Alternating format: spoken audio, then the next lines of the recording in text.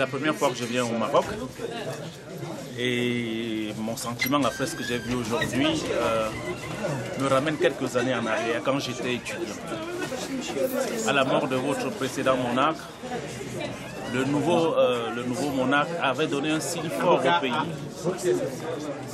en limogeant le ministre de l'Intérieur de l'époque, qui s'appelait M. Bassri. J'étais encore jeune étudiant à la fac de droit, je devais être en licence de droit, je crois. Et en Occident, à Lyon, j'étais étudiant à Lyon, nous avions été marqués par ce signe très fort donné par le monarque. Le printemps arabe nous a donné aussi un autre signe fort, puisque nous avions pensé, derrière la réactivité du monarque, que le pays allait inéluctablement vers plus de démocratie. Aujourd'hui, j'ai assisté malheureusement à quelque chose qui m'a un peu surpris et déçu, parce que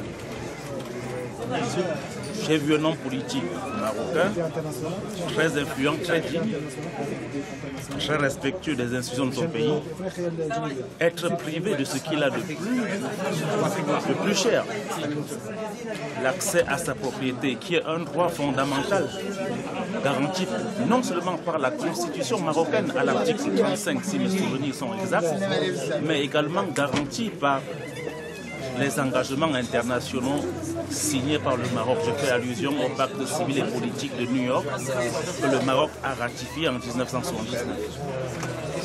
Je trouve désolé et regrettable que le printemps arabe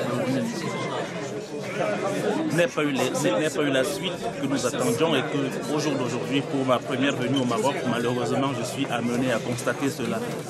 Mais je salue aussi le courage, la dignité des Marocains dans ce combat. Je salue le combat mené par mes confrères qui essayent de mettre en œuvre tous les instruments juridiques qui existent dans ce pays pour faire régner l'état de droit, notamment par les procédures qui ont été mises en œuvre, notamment je crois il y a eu un référé administratif, un référé civil et puis un référé administratif.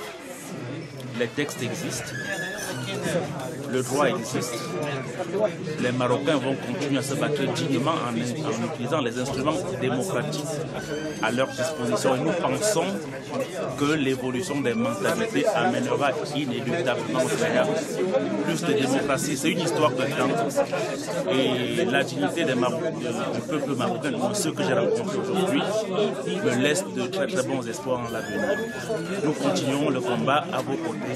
Je vous remercie.